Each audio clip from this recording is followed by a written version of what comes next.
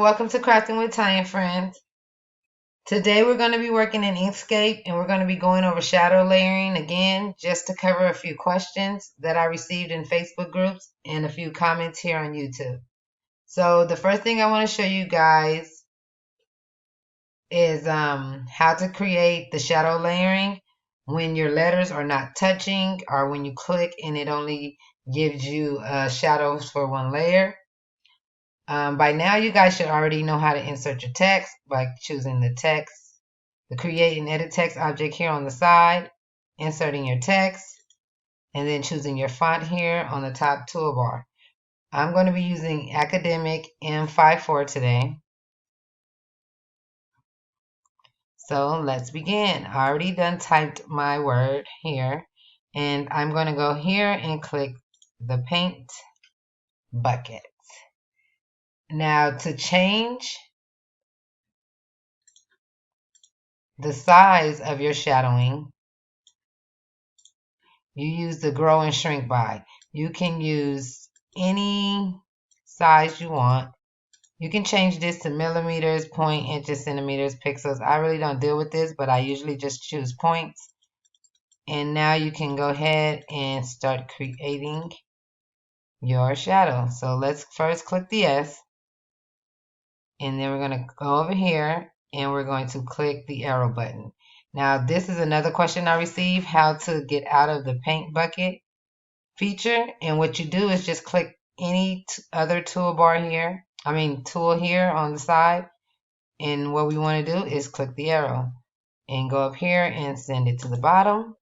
Now if this is the size you like, you can go ahead and just start clicking on all the other letters. But if it's not the size you want, you can go click undo or just click and delete. So I'm going to change that to make it just a tad bit smaller.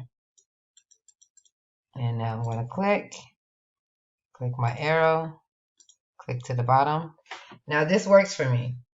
Now I'm just going to go back to my paint bucket and then I'm going to click each and every letter.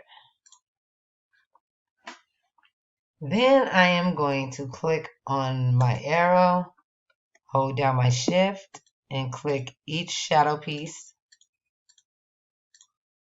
Go up to the toolbar under path and click union. And what that does is makes the whole shadow layer one piece. So now instead of individual cuts, I have one solid cut. Now this brings me to another question that was asked. Since it came up like this where I have spots here, holes in my layers. If you don't want those to cut like that, you can go to your tool bar, click any shape you want, cover that spot, hold down shift, click on the spot that you just click on the shape that you just created if it already isn't highlighted. Holding down shift, you want to click on your shadow piece, go back up to path and click union, and now you don't have that spot there anymore. And just do the same thing till you fill in all the spots you no longer want to be there. You can do it all at once so you don't have to keep, shift, hold, so you can cover all the spots and then hold down shift. Make sure you have all of them selected, path, union. And then that's how you create another back layer. You can fill that in if you want, or even if you don't even want to do all that, you can just start by having a larger to begin with, and it'll give you less.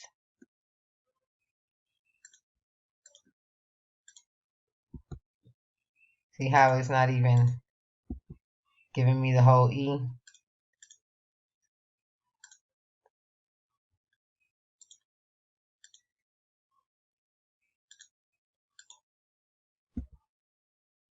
When it's acting like that and it don't want to give you the whole letter, that's because your shadow that you just created is actually in the way.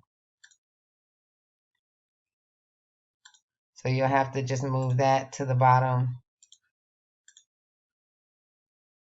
But as you can see,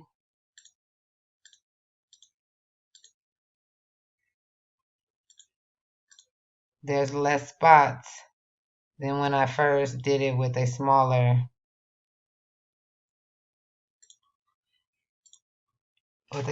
shadow. And then you can also make your shadow smaller, larger. So you just play around when you're doing your shadow. So when you go into the negatives, it actually makes your shadow inside.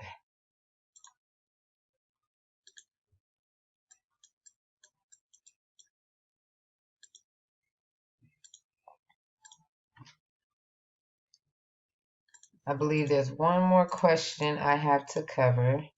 So let me just get rid of the shadows. And I don't have it connected yet. So say you type in your name and it's spaced out a little bit, but you actually want your letters to touch so that you won't be, you know, with the cut, you won't be doing one letter at a time. So what you want to do is just click, make sure you have your letter selected. Go back to your tool, your text tool, and then you change your spacing all up here with these. So you can change your spacing of your letters. So this is the spacing between letters. This is to make my letters touch. So if I wanted my letters to actually cut as one, I will actually space them together. Click my arrow, and then I will go up here to path. Remember, you want to object to path your letters to make sure they will, you can bring them into design space or into your silhouette. So we're going to path, object to path, and then we're going to union. Oops, no, then we're going to ungroup, but they're not even touching. Sorry, I gotta squeeze them back in together a little more. So,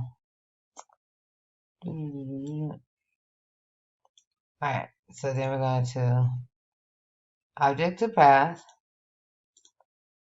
ungroup, union. So now my letters are one. If I ungroup, there's one letter. So now if I go to paint bucket, increase to about 46. I still have to create it.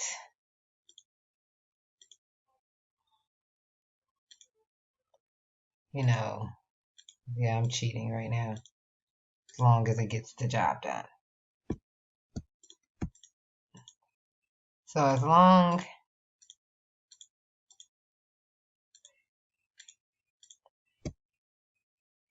path union, and then I'm sending it to the back. So now I have my stillers 1 and my shadow 1. But I don't like that look when it's these letters, this font. So just choose the font that works for you. Switch up the letters to your liking.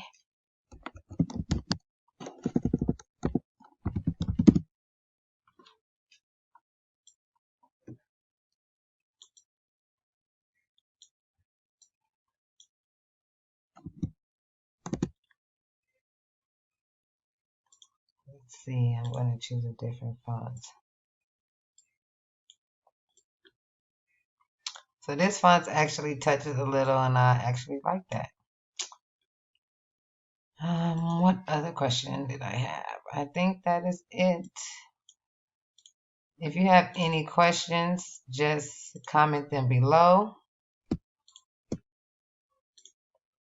And I will do my best to help you guys. Thank you for watching. I said, don't stop, don't stop, don't stop talking to me.